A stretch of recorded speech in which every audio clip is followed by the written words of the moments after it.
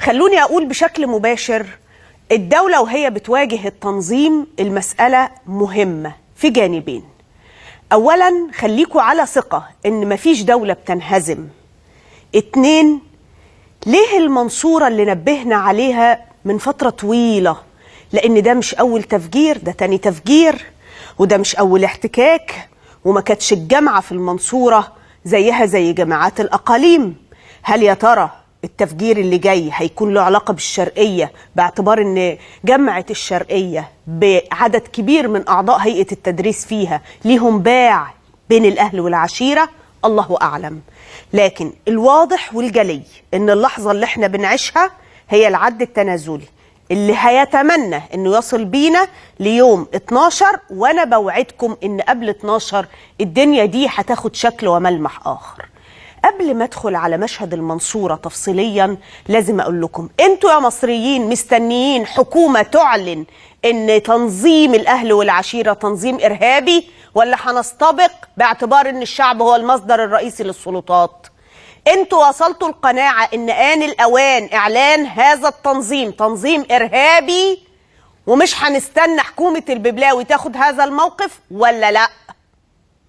انا شخصيا، انا وفريق عملي عندنا قناعة بأن هذا التنظيم هو تنظيم إرهابي، والتنظيم كله.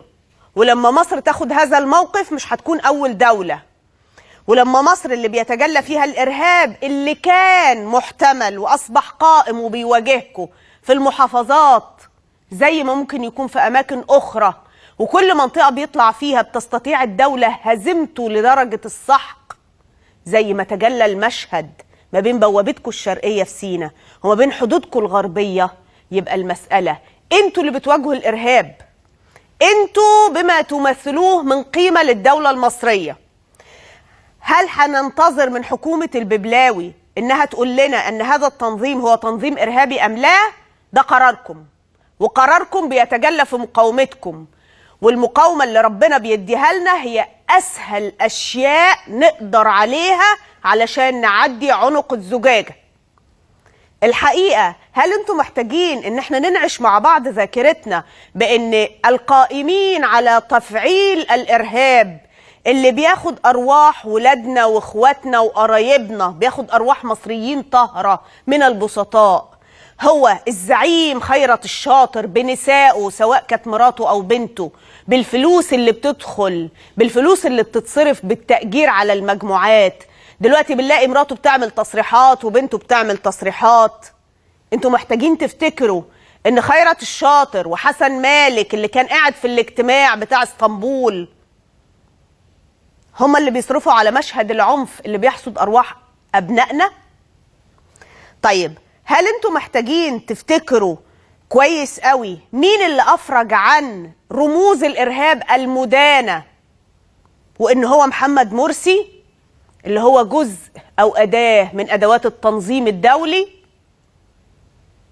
إذن إحنا مرتاحين ومرتاح الضمير إن إحنا نقول بشكل مباشر إن مصر وهي تقاوم الإرهاب الذي لم يعد محتمل، الذي نواجهه في كل شارع وفي كل حارة وفي كل لحظة، واللي ممكن يكون في أي مكان، واللي ممكن يستهدف أي حد، بداية من وزير الداخلية وانتهاء بأي عناصر، هو تنظيم إرهابي. سواء بقى الببلاوي قالها ولا ما قالهاش، هو تنظيم إرهابي.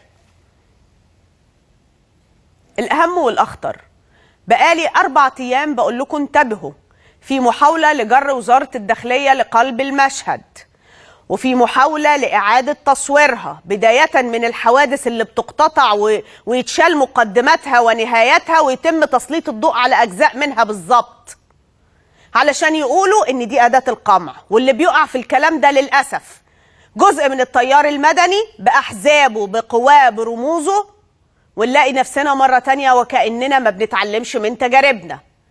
وإصلاح النوع ده من الأجهزة لازم يأتي من داخلها. ولما نبهنا إنه يا ترى عربية الترحيلات اللي اتخطف منها ناس ده معناه إن في عناصر وأفراد ما زالت قابلة للتواطؤ من داخل هذه الأجهزة، فنفس التساؤل عندنا. هل اللي كان بيحصل في مديرية أمن المنصورة بداية من الساعة 10 مساء، واللي ما كانش عارفه ناس كتير بما فيهم إحنا، اللي كانوا عارفين بيه صدروا معلومة لجهة ما، آن الأوان إن الجميع يتحمل مسؤولياته، ومن جوه هذه الأجهزة نفسها هم اللي يكلمونا، هم اللي يقولوا لنا، علشان ده حقهم لنفسهم وللدولة وحقنا عليهم كمجتمع وكدولة مصرية. اللي بيحصل في المنصورة ما هوش غريب، لأن أسامة الدليل قالها من المكان ده. اللي بيحصل في المنصورة أقرب في شكله، طبعا أنا مش خبيرة، بس أقرب في شكله من كل اللي بيتقال لتفجير كنيسة القديسين، اللي لما شرحناه ناس كتير تساءلت انتوا ليه بتستحضروا المشاهد دي دلوقتي؟ ولأن المسألة تستحق ان احنا نروح شوية لأهلها علشان يحكوا لنا تفصيلا ايه هو المشهد ده وليه مديرية أمن الدقهلية، فالمسألة تستحق مننا ان احنا نسمعها الأول.